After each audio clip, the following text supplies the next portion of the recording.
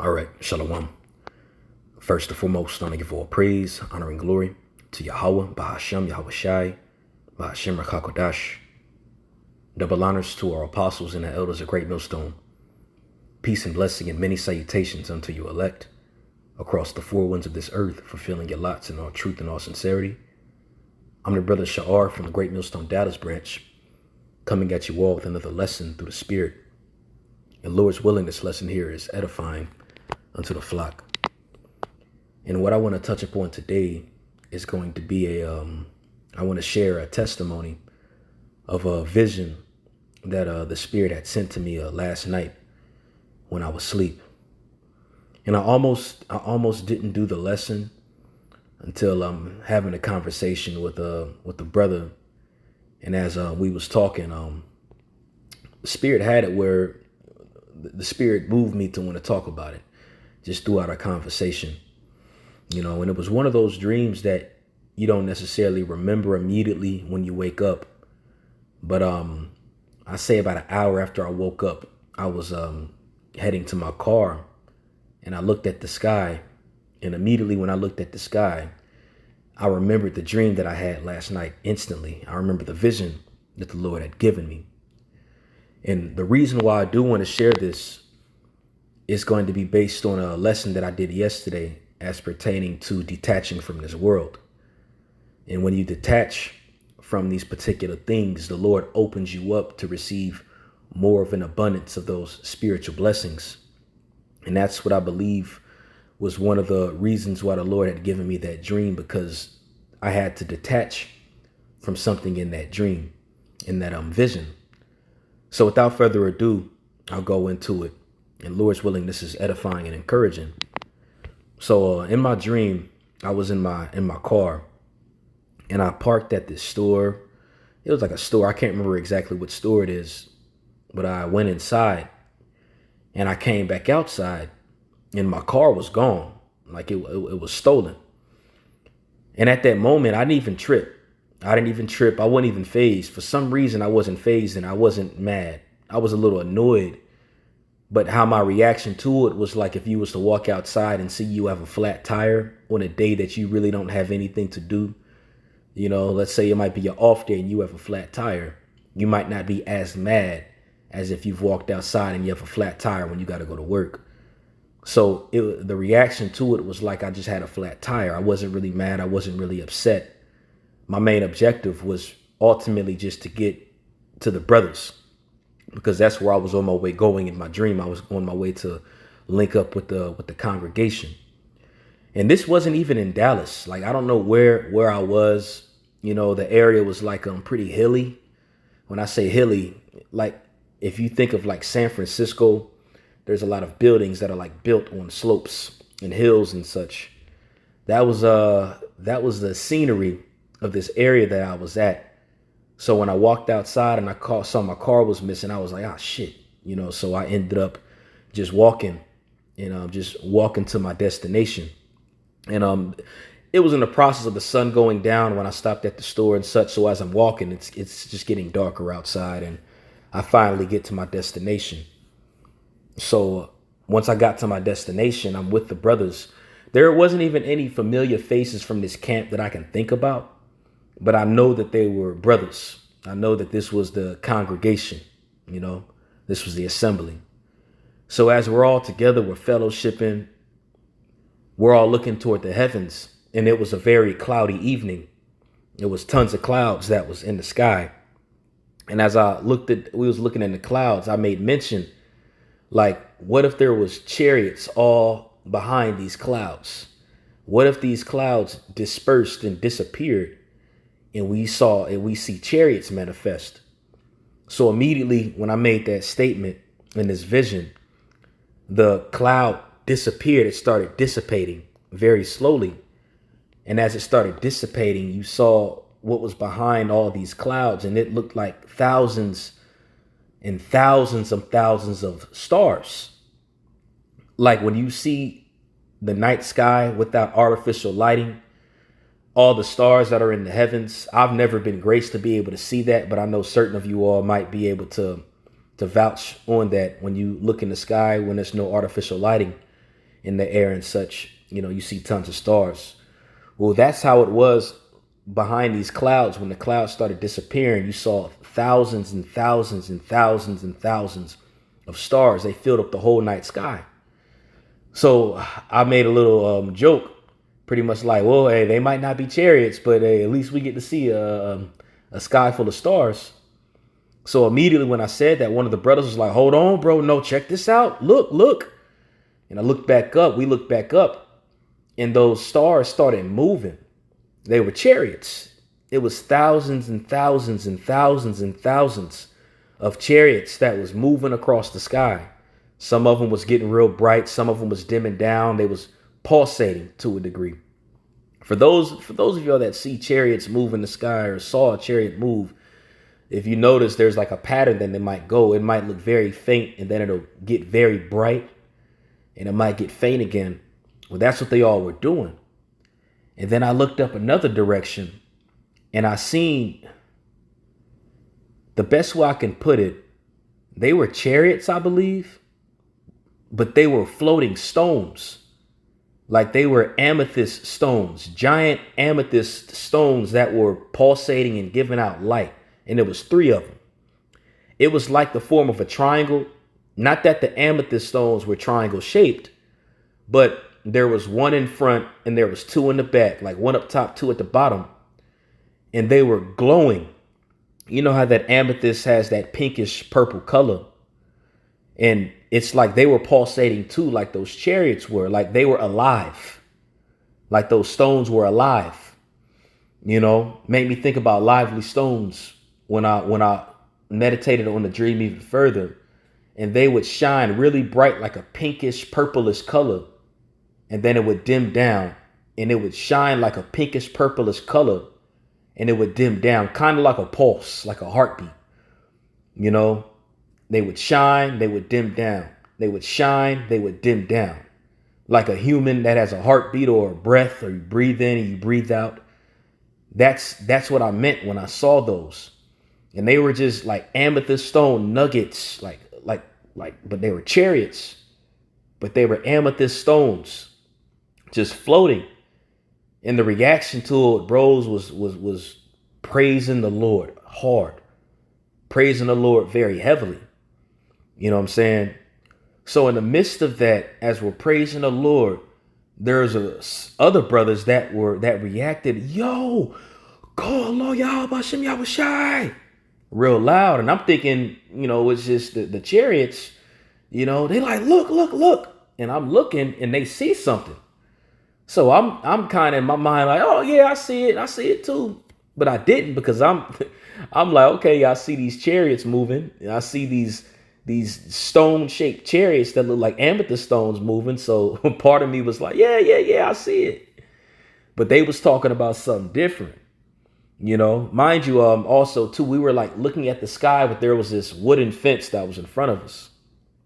So immediately I'm like, yo, what y'all saw something else? A few brothers seen it, a few brothers didn't. So in the midst of that, there was an angel. It was an actual angel. And he was on the other side of the fence, and he started hovering. He started floating over the fence. And the way that he was standing, it was like he was standing on thin air. Like, how we stand on a ground, how we know that there's a surface under us. The way we stand, there's a surface under us. There was nothing under his feet, but he's just hovering and he's floating. And the look of this being looked very, the best way I could put it is powerful. His skin, his arms were black as a black Air Force One. Black as a black shirt. It wasn't like he had a hue of brown in him. No, he was solid black, and I didn't see his face. I couldn't see his face, even though he was looking at us. And the reason why I couldn't see his face, because his apparel, what he was wearing, was glowing so immensely. The best way I can put it, it was like a very bright white with a blue essence. That's the best way I can put it, like glow in the dark neon blue, like a very white. It's white, but it had a blue essence. And now that I'm thinking about it, it might have been the borders of his garment mixed with that white glow, which made it look kind of bluish. But it was like a neon white blue essence, like a glow. And the light that was shining from that was like it was very bright. It was extremely bright. It was otherworldly.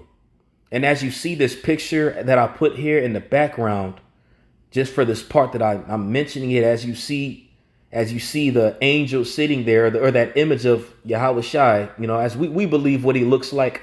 I'm not saying that this angel was Yahweh Shai. This was obviously an angel. But going into the apparel, as you see in the background of this image right here, and just that glow, it was very similar to that. But the only difference was it was way brighter than that. It's way brighter than this. Extremely brighter. There was nothing I've seen in my life this bright. Again, it was a glow that was radiating off of him. And when I tell you his headpiece that he had on, this piece that was on his head looked very royal. It looked very ancient. His apparel looked very ancient, but that headpiece looked very ancient, but it looked very royal. That's why I had this picture of Idris Elba here in the background. As you see, this headpiece that he had on, it was very similar to that. The only difference was, it was a few little differences, but it's very similar to this. But as you see Idris Elba, those pieces that are sticking up, the angel didn't have the pieces sticking up, but they went backwards, like they were the shape like wings.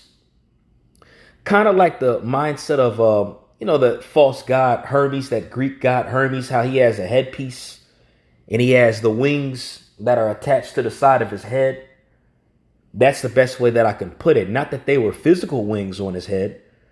You know what I'm saying? You can tell that they were crafted, but they were shaped like wings that was on his head. And again, I couldn't see his face, but as he's hovering, looking down at us, you can tell that it was a very emotionless countenance that he had.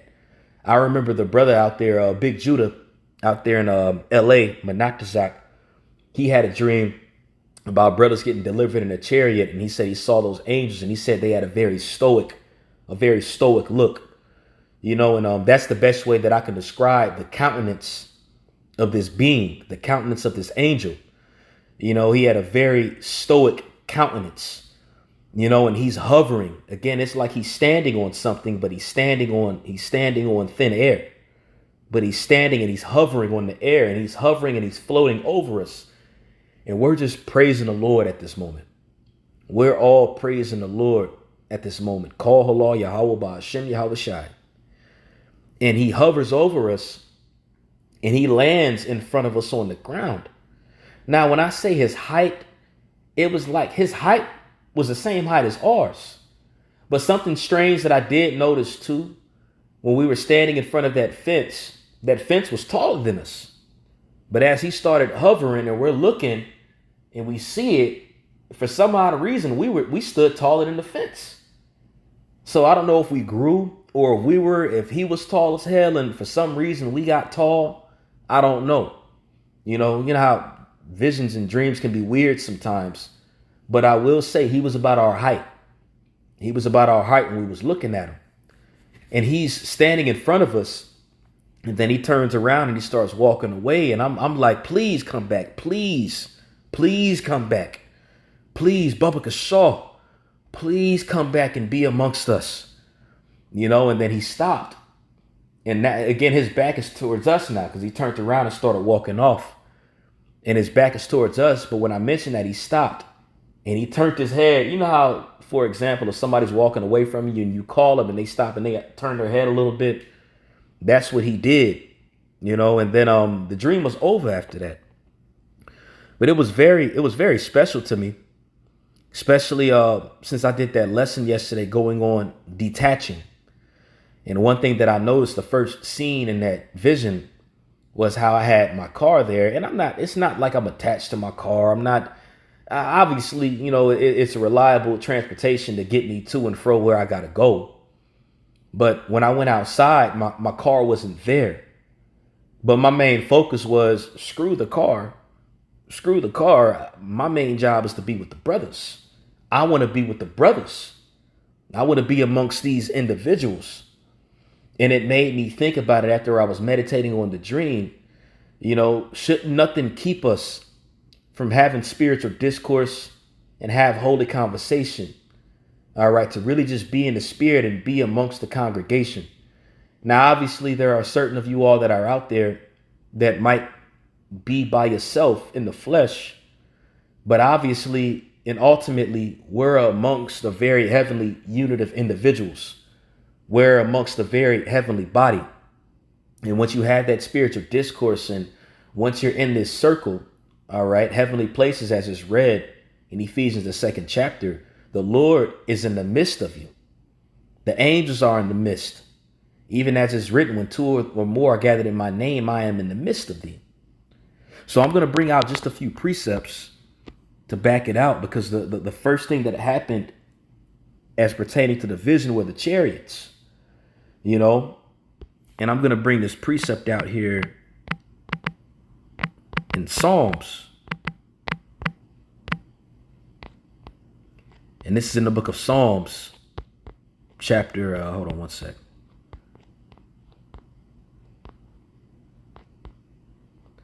This will be in the book of Psalms, chapter 68, verse 17.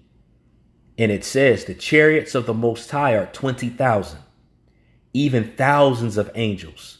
The Lord is amongst them, as in Sinai in the holy place. And when those clouds dispersed, you know, it's like behind those clouds, hiding inside those clouds pretty much, were thousands and thousands and thousands of chariots, you know, thousands of them. And then another precept that I want to bring out is also going to be in the book of Psalms.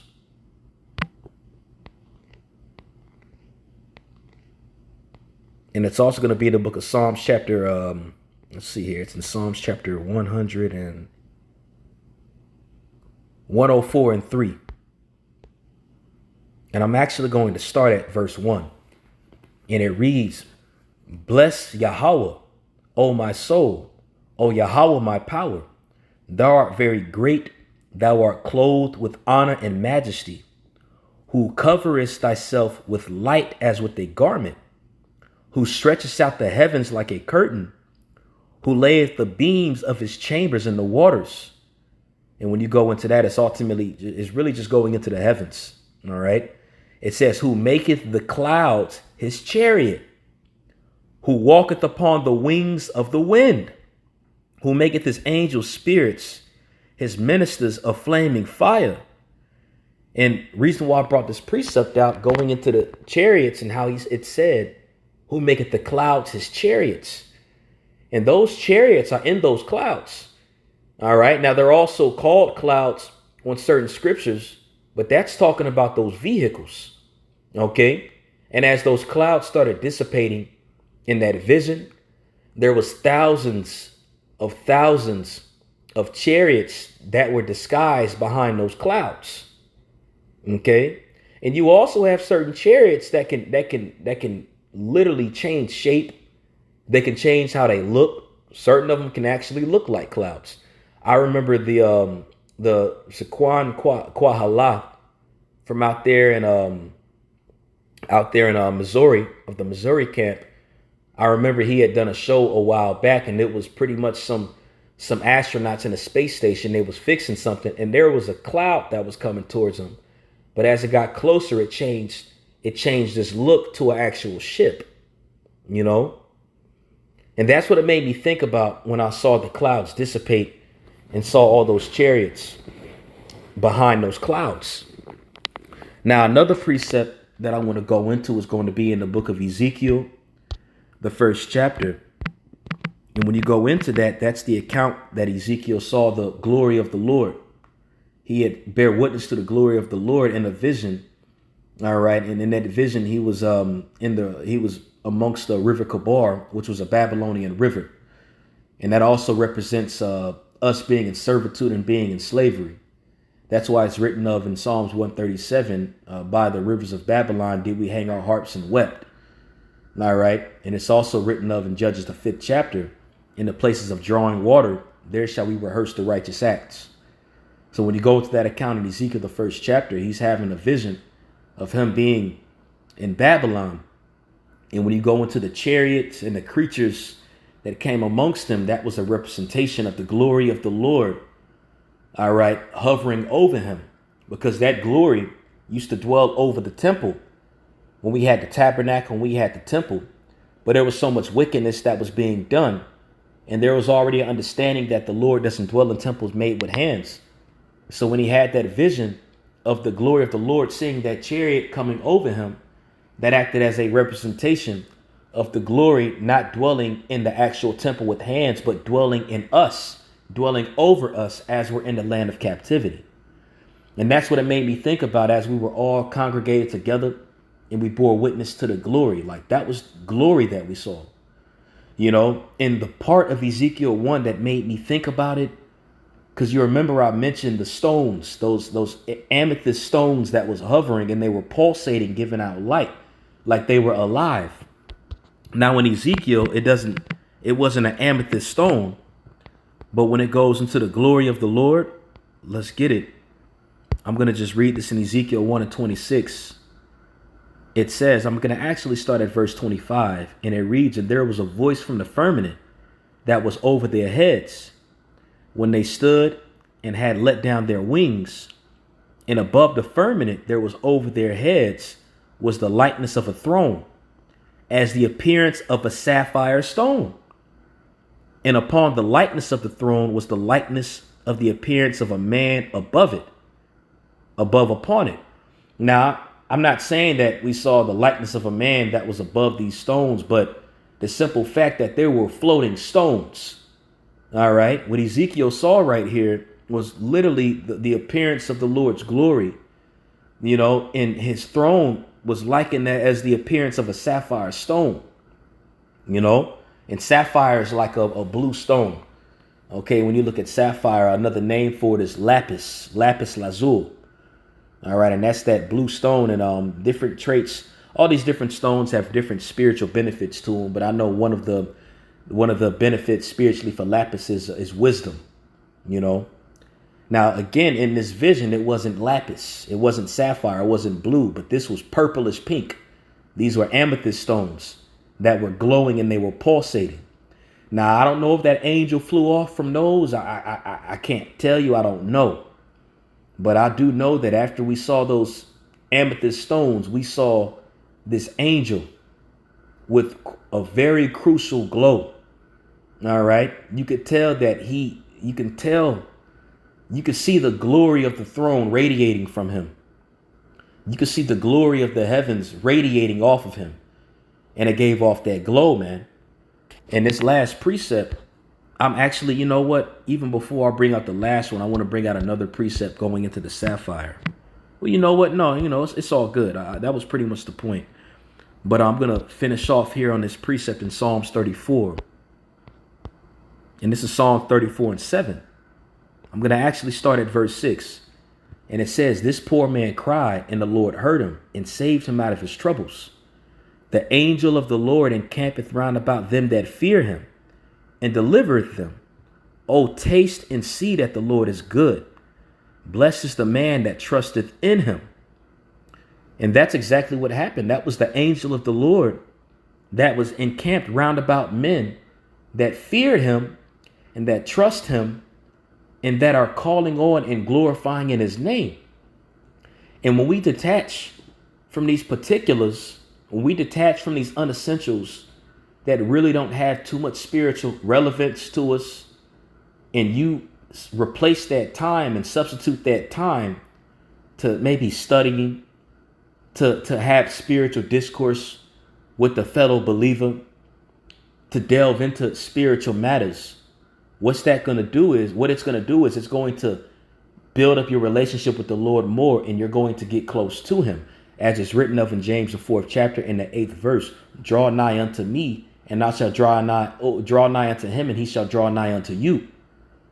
And that's why I mentioned detaching, because that's pretty much what happened with that car. I wasn't really tripping on that car.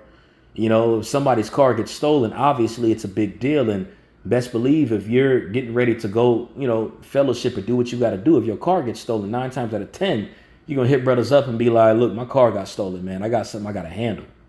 Now, obviously, if your car gets stolen, that's a big deal. And I'm not saying, oh, man, screw your car, still go with the brothers. No. But I believe the spiritual meaning was the fact of detaching and still putting the spiritual thing first. Keeping the spiritual things first, you know, and keeping the spiritual things first, the Lord will show his face to you in different ways. And it might not necessarily be an angel. It might not necessarily be chariots. But when I say him to show his face upon you, things are going to be revealed unto you when you draw nigh unto him, because he is drawing nigh unto you, you know. So I'm going to end it off on that. I was very excited when I remembered the dream. I was so excited. I talked to a few brothers about it. And as I mentioned, I was on the phone with the priest Benaiah, and we was talking about it. And I was like, man, I don't even know if I want to do a lesson on it. And you know, and I was like, you know what, should I? I think I might do a lesson on it. And when I mentioned that, there was a car that passed by that said 444. You know, and I didn't say anything out loud at that moment. But as we're talking about it and going back and forth, I was like, man, that's a spirit. Yeah, I think I'm gonna do a lesson on it. And right when I said it again, another car that passed by that had 144 on it. And I was like, and that's when I told the brother, like, bro, a car just passed, said 144. You know, and I'm on my way to work talking to the brother. And as I'm getting in the parking lot, we talking about it. And we were both like, yeah, the spirit is definitely pushing to talk about it and do a lesson. And when I said it, I passed by a car that had 144 on it that was parked. You know, and in the midst of me telling the brother that I passed by another car that had 144 on it, on the brother's dashboard on his car had 144. So ultimately, the spirit was poking me to do this lesson. You know what I'm saying? And man, when you detach, mighty things happen. Mighty things happen. And it's going to come to a point where we're all going to literally have to detach from the internet, detach from all these things anyway, which is only going to get us closer to the Lord. But even when we have the ability to detach from certain things that we might be used to doing, and they might not necessarily be things that are wicked, you know, but you might have patterns where you might have a period of time where you might be overindulging in this particular thing more than you usually do. And when you detach from it and you cut it off, you mortify that member for that moment, it's only going to be spiritual growth that's going to take place, and your eye is going to be more single. And when your eye is going to be more single, your whole body is going to be more full of light. And when your whole body is more full of light, you have more of the scope or the vision of spiritual things. That vision gets increased, you know. So I'm going to end it off there. Lord's willing, this was edifying. I want to give all praise, honor, and glory to Yahweh, Bahashem, Yahushai, Bahashem Rakakwadash. Double honors to our apostles and elders, a great millstone, and peace and blessing to you elect, fulfilling your lots in all truth and all sincerity. Shalom.